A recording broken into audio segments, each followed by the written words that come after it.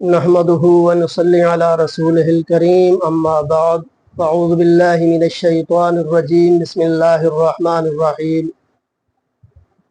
حدیث پاک میں آیا ہے کہ حضور صلی اللہ علیہ وآلہ وسلم نے ارشاد فرمایا، دعا مانگنا بعینہ ہی عبادت کرنا ہے۔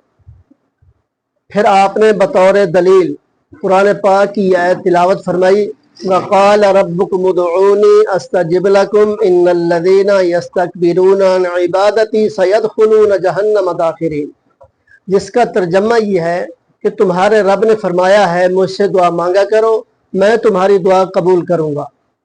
جو لوگ تکبر کی وجہ سے دعا نہیں مانگتے، سرتابی کرتے ہیں میری عبادت میں، تو وہ ضرور ذلیل و خوار ہو کر جہنم میں داخل ہوں گے۔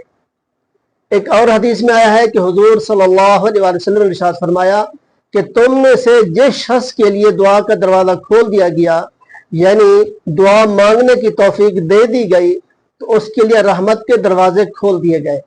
تو اللہ تعالیٰ سے جو دعائیں مانگی جاتی ہیں ان میں اللہ کو سب سے زیادہ پسند یہ ہے کہ اس سے دنیا اور آخرت میں عافیت کی دعا مانگی جائے۔